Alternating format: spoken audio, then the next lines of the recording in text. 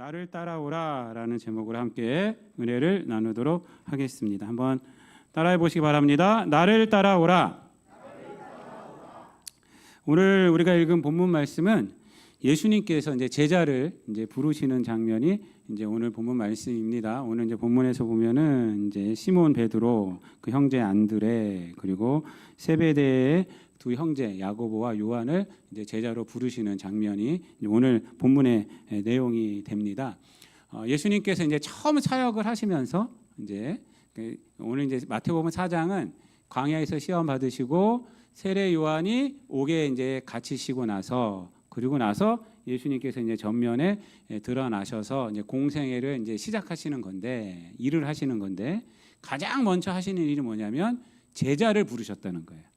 제자를 부르시고 있는 것이 바로 오늘 이제 본문의 내용입니다. 그래서 어떤 급하게 뭐 다른 일들을 시작하신 것이 아니라 먼저 사람을 이제 부르셨다는 것입니다. 예수님과 동역할 사람을 부르셨다는 것. 이것은 왜 그러냐면 하나님의 그 사역은 사람으로 하기 때문에 그래요. 사람을 통해서 하는 일이기 때문에 어떤 물질로 하는 것도 아니고 그리고 뭐 어떤 능력으로 하는 것도 아니고 사람을 통해서 하나님께서 하시려고 계획을 하셨기 때문에 사람을 먼저 부르십니다. 그래서 제자를 키우시고 예수님께서는 이제 그 복음을 이제 완성시키시고 또 누구를 통해서 복음이 확산되죠?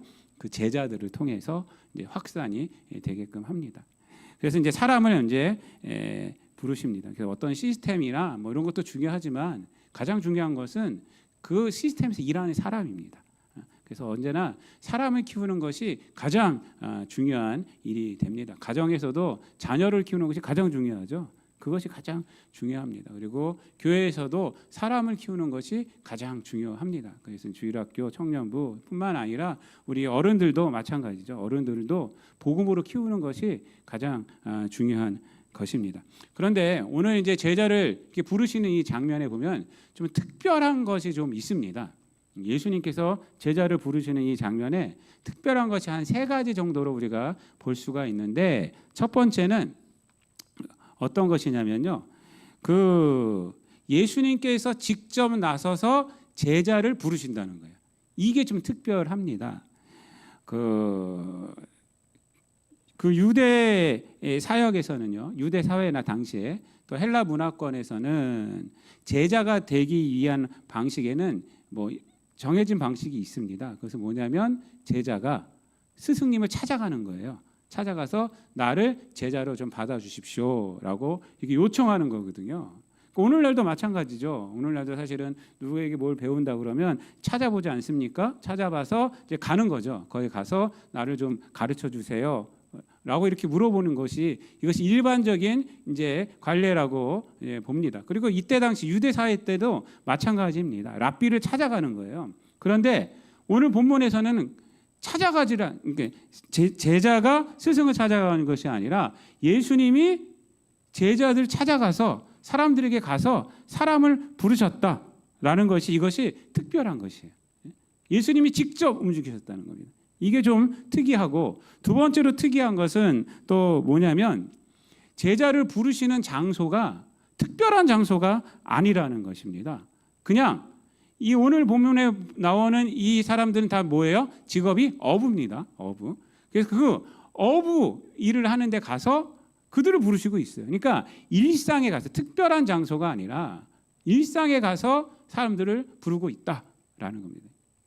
일하고 있는 상황 가운데서 부르고 있다라는 것입니다. 그러니까 뭐 특별한 장소, 이제 내가 제자를 만들기 위해서는 성전에 있는 사람들을 불러야지, 뭐 어디 거룩한 장소에 있는 사람들을 불러야지 하지 아니하시고 일상에 가셨다는 거예요. 그 비린내 나는 그 물고기 다듬고 있고 그물 깃고 하는 그 일의 현장에 가서 사람들을 부르고 계시다. 이것이 좀 특별하고요. 또 특이한 것이 이제 있는데 마지막으로 뭐가 특이하냐? 제자들에 대해서 아무 조건도 붙이지 않고 계신다라는 거예요. 이게 가장 특이한 겁니다. 그러니까 내 제자가 되려면 어느 정도 배워야 돼. 어느 정도 스펙이 있어야 돼라고 말씀하지 아니하시고 그냥 가셨다는 거예요. 그냥 가셔서 그냥 부르신다는 겁니다. 그냥 베드로를 부르시고 형제 야고보를 부르시고 세베대의 형제들을 부르시고 안드레를 부르시고 또 야고보를 부르시고 요한을 부르시고 그냥 부르신다는 겁니다. 그 베드로와 안드레와 야고보와 요한이 특별하기 때문에 아니에요. 어떤 지식이 많기 때문에도 아니에요. 뭐 고기를 많이 잡아서도 아닙니다. 네가 재산이 많아서도 아닙니다. 그냥 부르시고 있는 것입니다. 이 세 가지가 굉장히 특이한 것입니다. 그러니까 세 가지가 뭐라고 그랬어요? 예수님이 직접 제자들에게 가시고 또 일상에 가시고 그리고 제자들의 특별함을 보지 않으셨다는 것입니다. 그냥 부르시고 계신다. 아무나 부르시고 계신다는 것입니다. 여러분, 이 세 가지 특징이 하나로 관통해서 주는 메시지가 있습니다. 그냥 예수님이 찾아가시고 그럼 일상 속에 들어가시고 그리고 제자들에게 조건을 붙이지 아니하신 것.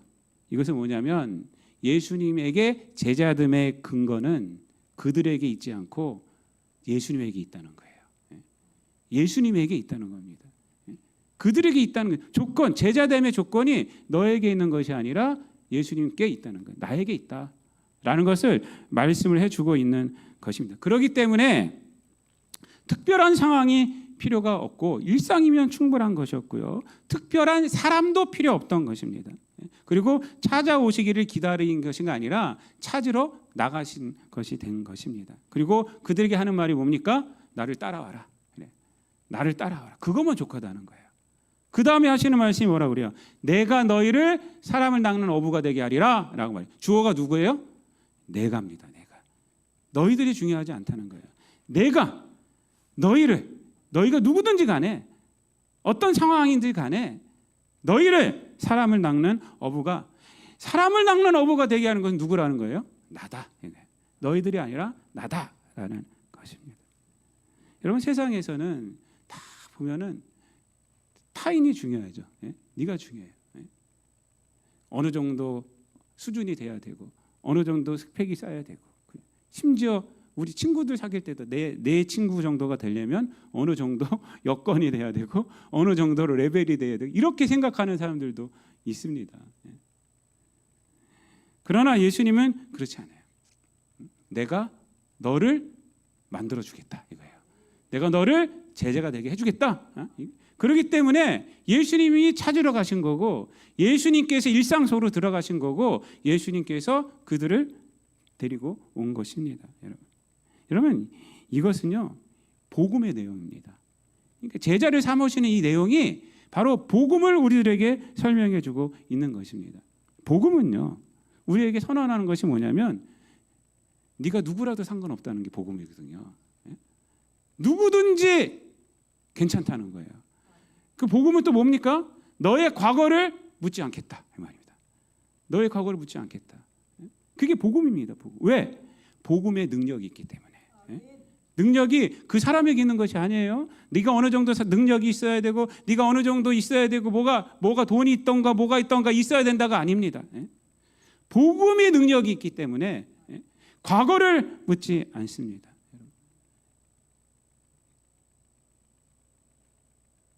은혜가 하나도 안 되시나요? 여러분에게 과거를 안 묻는데요. 과거들이 없으셔가지고 얼마나 꽁꽁 숨겨놓으셨어요. 은혜가 안 되시네. 여러분, 예수님 여러분의 과거를 묻지 않습니다. 이게 은혜가 되셔야죠. 이게 내 과거는 아무도 찾을 수가 없어 이거예요. 여러분, 예수님이 제자를 삼으신 것이 그겁니다. 네가 누구든지 상관없다. 내가 너를 제자로 삼겠다. 내가 너를 사람을 낚는 어부가 되게 하겠다. 네가 과거가 있어도 상관없다. 내가 그걸 변화시킬 것이다. 그걸 내가 사용할 거다. 여러분, 이 복음이란 것이요. 그래서 우리에게 은혜가 되는 것입니다. 과거에 아무리 우리가 죄를 졌다 할지라도 예수님은 그 사람을 받아주시는 거예요. 주님 안에 오면 내 너를 깨끗하게 씻어주겠다. 너의 죄가 주홍같이 붉을지라도 양털같이 희게 되게 해주겠다. 그리고 나를 따라오라 이거야. 이제 중요한 것은 뭐예요? 내가 부르심에 응답만 하면 되는 거예요. 예수님의 부르심에 응답하면 되는 거예요. 여러분 이것도 마찬가지죠. 예수님이 앞에 가신다는 거 아닙니까? 그러니까 따라오라는 거죠. 따라오라는 거예요. 그래서. 여러분 사실 이 말씀은요 굉장히 우리에게 위로가 되는 것입니다. 우리에게 굉장한 위로가 돼요. 왜냐하면 예수님께서 우리에게 어느 누구나 오라 하고 있잖아요. 너가 누구든지 상관없다라고 하고 있잖아요. 여러분. 너가 실패해도 괜찮다는 거예요.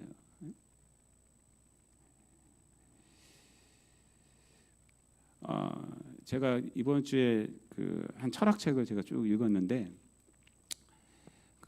한병철 씨라고 제독 철학자입니다. 이분은 이제 한국 사람인데 독일어로 글을 쓰세요. 10년 전에 피로사회라는 책을 써가지고 전 세계적으로 굉장히 큰 반향을 일으켰고 우리나라에서도 베스트셀러가 됐어요. 이제 10년 뒤에 이제 쓴 책이 이제 불안사회입니다. 불안사회. 근데 피로사회가 이제 어떤 거냐면 지금 시대 21세기가 너무 피곤한 사회가 됐다는 거예요. 이전보다 더 피곤한 사회가 됐다는 거예요. 이전에도 피곤했는데 지금 21세기는 더 피곤하다는 거예요. 답도 없는 피곤한 가운데 지금 살아가고 있다는 것입니다. 이전의 사회는 이분이 뭐라고 이제 얘기를 하고 있냐면요. 규율에 얽매인 시대라는 거예요. 규율에. 우리 아버님 세대, 이 세대는 이제 그래서 이제 뭘 법을 지키고 뭘 지키고 뭐 열심히 해야 되고 뭐 이런 것들을 이제 얘기했다고 합니다. 그런 사회. 그런 사회에서는 자기가 열심히 하면 되는 거예요. 그냥 그 법만 지키면 되는 거예요. 법만 지키고 하면 되는. 그래도 피곤하죠. 그래도 피곤한 그걸 해야 되니까 피곤하죠. 근데 지금은 그보다 더 피곤한 사회가 됐다는 거예요. 지금 21세기는 한병철 씨가 이제 말하는 그 피곤함은 어떤 거냐면요. 그 피곤함을 주는 그 내용이 뭐냐면 너는 할 수 있어라는 긍정이라는 겁니다. 나는 할 수 있어라는 긍정이라는 거예요. 나는 할 수 있어. 그러니까 나는 할 수 있다라는 긍정을 너무 많이 심어줬다는 이 세상이 지금 모든 것들은 너는 할 수 있어. 이제 그 긍정을 가지고 살아가다 보니까 일이 안 되면요 자책이 누구한테 되면 나 자신에게 된다는 거예요. 옛날에는 규율에 얽매여서 규율을 안 지켰기 때문에 그래서 외부에서 자책이 오는 것인데, 근데 지금은 자기 능력의 한계를 자기가 자책한다는 거예요. 나는 이것을 할 수 있어. 근데 못 하잖아요. 그러면 어떻게 되면 나는 이것뿐이 안 되는 사람인가 봐. 이렇게 된다는 거예요. 그래서 옛날에는 외부에서 나를 올가맸는데 지금은 자기 자신이 올가매고 있다는 거예요.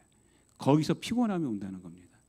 그러니까 옛날의 피곤함보다 지금 피곤함이 더 피곤하다는 거예요.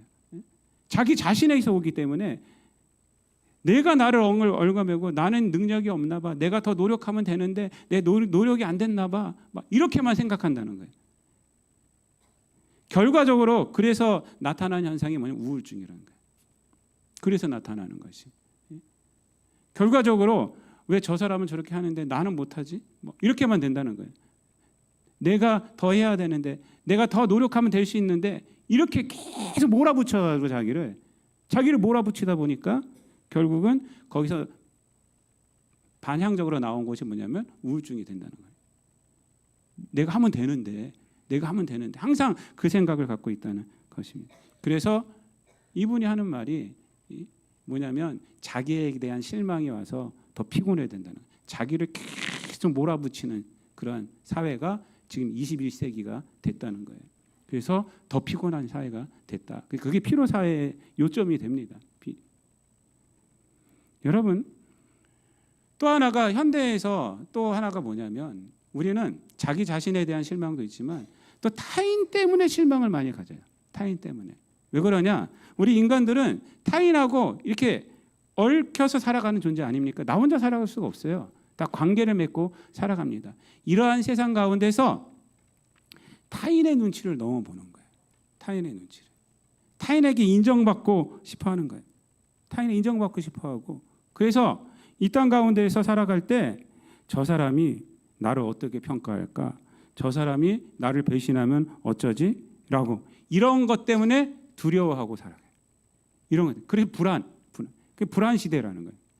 10년 뒤에 쓴 책이 이분이 이제 불안 시대. 요즘 나온 책인데 이제 몇 년 전에 나온 책인데 불안하고 있다는 거예요. 이게 왜 그러냐? 자기의 존재의 근거를 타인에게 두고 있기 때문에 그래요. 자기의 존재의 근거를 또 열심에만 두고 있기 때문에, 자기에게만 두고 있기 때문에 그런 일들이 나타나고 있다는 것이에요. 여러분, 우리가 내 열심에 근거를 두고 살아간다거나 또 타인에 두고 근거를 두고 살아간다면 우리는 어떻게 되느냐? 여러분, 세상에서는요, 성공할 수 있는 사람은, 세상의 기준으로 성공할 수 있는 사람은 여름이 한 명이에요. 한 명. 거기서 한 명만 세상의 기준으로 성공할 수 있고 나머지는 거기 도달할 수가 없습니다. 거기는. 그러면은 어떻게 돼? 자신은 늘 도태된 인생으로 빠질 수밖에 없어요. 그래서 희망이라는 것을요, 자기 열심에 두고 있으면 희망이라는 것은요, 몇 명만 그것을 이룰 수 있고 나머지는 다 어떻게 되느냐? 절망으로 빠지는 거예요. 자기의 열심에 내가 열심히 하면 되겠지, 뭐 하면 되겠지 하고 했는데 거기까지 이룰 수 있는 사람은 많지 않아요. 거기는. 그것을 바라보고 우리가 나간다 할지라도 많지 않습니다. 희망이라는 것은요, 그래서 어디다 둬야 되는가? 희망을 하나님께 두는 거예요. 자기 열심에 두는 것이 아닙니다. 그래서 이 한병철 씨는 그 불안 사회라는 데서 이 희망을 얘기를 하고 있어요. 그러니까 희망은 노력이 아니라 관조적이 되어야 한다. 그래서 제가 그 글을 읽고 머리글이 있었어요. 제가 그 처음 보고 희망이 관조적이다. 이 도대체 무슨 말인가? 이걸 굉장히 제가 묵상을 많이 했어요. 근데 알고 봤더니 이 사람이 신앙인이에요. 캐톨릭 신학자예요. 캐톨릭. 그러니까 제가 이 말은 신앙이 없으면 나올 수가 없는 말이에요. 우리는 보통 희망을 어디다 두냐? 그냥 막연한 미래에 두고 내가 열심히 하면 할 수 있다고 하거든요. 근데 거기다 두면은 상처만 받는다는 거예요. 많은 사람들이. 희망은 관조적이어야 한다. 이 말은 뭐냐면 하나님께 두라는 말이거든요. 그렇게뿐이 해석이 안 돼요. 여러분, 우리가 이 세상 가운데서 타인에게 내 존재의 근거를 둬. 타인이 나를 인정해 줘야 되고 타인이 또 타인의 말에 내가 신경 쓰고 그 얼마나 피곤해 되겠습니까? 그것이. 그러나 우리가 이 땅 가운데서 우리의 희망을 하나님께 두고 살아간다면 오히려 우리 현재를 해석해낼 수가 있어요. 내 노력에만 두면요, 우리 현재가 열심히 한다 칠지라도 결국은 망하게 되면, 결국은 거기 도달하지 못하면, 우리가 희망 삼고 있던 그 지점에 도달하지 못하면 우리는 거기서 완전히 우라르르 무너지게 되는 것이에요. 하지만 우리가 하나님께 소망을 두고 하나님께 희망을 둘 때 우리는 그것 가운데서, 우리의 삶 가운데서 인격적인 것을 찾습니다. 실패 가운데서 일어날 수가 있는 것이고 내가 하는 일 가운데서 하나님의 뜻을 찾을 수 있는 근거가 있는 것입니다. 그것이 우리에게 인생을 세워나가는 것이지, 우리의 희망이라는 것이 내가 노력함으로 도달할 수 있는 어떤 지점이라고 생각한다면, 그러다면 그것은 넘어질 것이 너무나도 많은 것이에요. 그리고 지금 현재 있는 내 인생은 그 미래에 사로잡혀 있는 거예요. 여러분, 진짜로 성숙한 성도의 모습은요, 타인의 평가에 두는 것도 아니고 내 열심에 내 존재를 두는 것도 아니고 하나님께 두는 겁니다. 하나님의 평가에 두는 것이고 하나님의 뜻 가운데 두는 것입니다. 그렇게 함으로 오늘을 살아가는 것이에요. 여러분, 이 땅 가운데서 우리가 관계성을 많이 갖고 살아가는 사회가 지금 이 시대예요. 누구보다도, 어느 시대보다도 타인과의 관계가 많아진 시대입니다. 그렇죠? 지금 SNS나 컴퓨터나 이런 걸 통해서 미국에 있는 사람들로 가도 다 돼요. 제가 아는 목사님은 딸은 미국에서 지금 그 변호사 과정 밟고 있고 사위랑, 또 누구는 또 어디 저기 뭐 사이판에 있고 그래요. 근데 토요일마다 인터넷으로 모여서 가정 예배 드린대요. 토요일마다 시간 맞춰가지고 딱 가정 예배 일주일에 한 번씩은 다 모여서 가정 예배. 지금 시대가 이런 시대예요. 맘만 먹으면 누구랑도 이어질 수 있고요. 그런데 현대를 분석하는 분들이 이렇게 관계가 맺기 좋아졌는데, 그런데 진짜 타인을 인정하는 시대이냐? 이 질문을 던집니다. 정말로 타인을 인정하는 시대가 됐는가? 그렇지 않다는 거예요. 이렇게 관계를 많이 맺고 있고 페이스북이나 뭐 인터넷을 통해서 SNS 통해서 많은 자기와 상관없는 문화권의 사람들하고 많이 하나가 됐지만 결국은 자기 자신이란 거예요. 그 사람들이 관계 맺는 사람들이 자기 자신이란 거예요. 그래서 나리시시즘에 빠졌다 그래요. 자기 도착에 빠졌다. 자기와 똑같은 사람들만 많이 모은 것이지 타인을 인정하지 않는다는 거예요. 자기 생각을 하는 사람들과 그리고 자기가 바라보는 관점에 있는 사람들하고 그런 사람들만 많이 모으는 것이지 결국은 뭐냐면 다른 나라에 있는 자기라는 거예요. 다른 문화권에 있는 자기. 그런 사람들과의 관계가 많아졌을 뿐이지 진짜 타인을 인정하고 살아가는가? 타인을 인정하지 않은 시대가 됐다는 거예요. 그 왠지 아십니까? 그것이 뭐냐면 타인에게서 내 존재 의미를 두기 때문에 그런 거예요. 타인에게 내 존재 의미를 두니까 결국은 나랑 다른 사람은 멀리할 수밖에 없는 거예요. 여러분 복음이라는 것은 뭔지 아세요? 복음은 타인을 인정하는 겁니다. 나와 다른 사람들이 인정하는 거예요. 그게 복음이에요. 왜? 예수님은 하나님은 이 땅에 누구를 구원하러 오셨어요? 의인을 구원하러 오신 것이 아닙니다. 죄인을 구원하러 오셨어요. 죄인, 심판당할 사람들을 구원하려고 독생자 예수님을 보내주셨다는 거예요. 그게 복음이에요. 복음. 예수님은 그래서 타인을 인정하는 거예요. 타인을. 그를 위해서. 여러분 우리가 복음을 전하는 것도 마찬가지죠. 복음을 여러분 사람 가려서 전합니까? 그렇지 않죠. 복음을 들고 나갈 때 사람 가리지 않습니다. 누구든지 오라. 그렇죠? 누구든지 오라. 우리 교회 와라. 누구든지. 실패했을지도 괜찮다. 과거를 묻지 않는다. 예수님은 당신을 용서해 주신다. 예수 믿으면 구원받습니다. 이 메시지로 가는 것이지 네가 나랑 비슷하니까 우리 교회 올 수준이 됐어. 이렇게 합니까? 그 수준이 된 교회는 아무것도 아니에요. 아무것도 아닙니다. 타인을 인정하는 거예요. 이 한병철 씨는요. 타자의 추방이라는 책이 있어요. 이번에 한병철 씨 책이 보고 싶어서 몇 권을 갖고 와서 몇 권을 봤거든요. 그 중에 하나가 타자의 추방이에요. 지금 이 시대는 타자를 추방하는 시대라는 거예요. 자기랑 같지 않으면 추방하는 시대라는 거예요. 나랑 같지 않으면 다 가라 하는 시대예요. 그런 시대가 이 시대라는 거예요. 왜 그런 시대가 왔는가? 자기의 존재를 남한테 두고 있기 때문에, 자기의 존재를 또 내 열심에만 두고 있기 때문에 그렇습니다. 그런 면에서 오늘 본문 말씀은요 우리에게 주는 의미가 너무나도 큰 거예요. 제가 설교 준비를 하면서 사실 오늘 본문 가운데 예수님은 그렇게 두지 않으셨구나. 제자들을 인정하시기 위해서 제자를 간 거예요. 그 자리에 갔어요. 네가 누구든지 상관없다는 거예요. 그리고 그를 부르는 거예요. 괜찮다. 네가 누구든지 상관없다. 내가 너를 변화시키리라. 내가 너를 사람 낚는 어부가 되게 하리라. 내가 너를 위대하게 쓰리라. 내가 너를 너되게 하리라 한 거예요. 내가 너를 너되게 하리라. 사랑하는 성도 여러분, 우리가 이 땅 가운데 살아가면서 이것을 우리가 잘 알아야 합니다. 두려움은 왜 생기는지 아십니까? 두려움은요 왜 생기냐면 우리가 확신 없이 이 땅 가운데서 살아가고 우리 존재의 근거를 엉뚱한 데 두고 있기 때문에 그래요. 그러나 우리가 우리의 존재를 하나님께 뒀을 때는요 우리는 담대함이 생깁니다. 왜? 죄를 이길 수 있는 담대함이 생기고 이 세상 가운데서 진리 위에 설 수 있는 담대함이 생기는 거예요. 하나님께 뒀을 때, 예수님께 뒀을 때 그래요.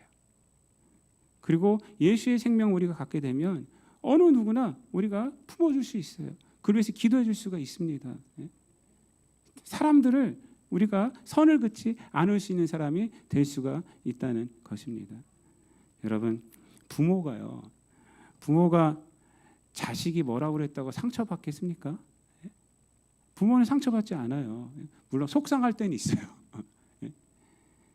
부모 이렇게 자식을 키울 때 무슨 말을 해도 그래도 품어줍니다. 아이고 저게 철이 없어서 저렇지. 좀 속이 상할지라도 아이고 저게 철이 없어서 저렇지. 너도 커봐라. 막 이러고 이제 그러고 이제 넘어가고 말죠, 여러분. 이게 부모 됨 아닙니까? 왜 그렇습니까? 부모가 자식보다 크기 때문에 그런 거죠. 부모가 자식보다 크기 때문에. 예수님이 제자들 뭐 실력들 이런 거 필요 없었어요. 왜요? 제자들보다 예수님이 크기 때문에. 이 제자들이 나중에 배신할지도 다 알고 있었어요. 배신해도 괜찮다는 거예요. 배신해도 내가 죽음으로써 부활함으로써 너희들을 변화시킬 수 있다. 그렇기 때문에 괜찮다는 거예요. 그런 거 다 아시면서도 괜찮다는 거예요. 여러분들도 이 땅 가운데에서 우리가 존재를 나한테만 두고 또 세상에만 두고 사람을 타인에게 두고 그러면요, 우리는 그만큼 예민해져요. 예민해져요. 그만큼 예민해집니다. 막 내가 이거 못 이루면 어떡하지? 내 희망 자체가 제한된 것에서 희망이 있기 때문에 예민해집니다. 그거를 가져야 되기 때문에. 그리고 타인에게 두면 더 예민해지죠. 저 사람이 날 왜 저렇게 쳐다봤을까? 그냥 아무 생각 없이 쳐다봤어도 왜 날 저렇게 쳐다봤을까? 집에 가서 한참 동안 생각하고 막 그래요. 그리고 문자를 보내고 막 오늘 목사님이 날 왜 저렇게 쳐다봤을까? 예민해지는 거예요. 너무 예민하게 살아가는 거예요. 우리가 그러나 하나님 앞에 뒀을 때는요, 우리가 마음이 넓어집니다. 하나님의 은혜가 나를 지배하고 있고, 그리고 그를 품어줄 수 있는 사람이 되는 거예요. 사랑하는 성도 여러분, 말씀을 마치겠습니다. 이 땅 가운데 살아가면서 예수님은요, 누구든지 오라 그랬어요. 누구든지 오라. 제자 삼는 과정에서 베드로, 요한, 이 사람들 대단한 사람이 아니었어요. 나중에 대단한 사람이 됐죠. 나중에 대단한 사람이 된 거지, 부르심의 과정 속에서는 대단한 사람이 아무것도 아닌 사람이었습니다. 그러나 예수님을 따라갔을 때, 예수님께 존재를 두었을 때 큰 사람이 된 것입니다. 여러분들도 여러분의 존재를 주님에게 두시기 바랍니다. 하나님께 두시기 바랍니다. 여러분, 그래서 이 땅 가운데에서 복음의 사람으로, 넓은 사람으로, 능력의 사람으로, 생명의 사람으로 살아가는 저 여러분 되시기를 우리 주님 예수 그리스도의 이름으로 축원드립니다. 기도하겠습니다. 하나님 감사합니다. 제자를 삼으실 때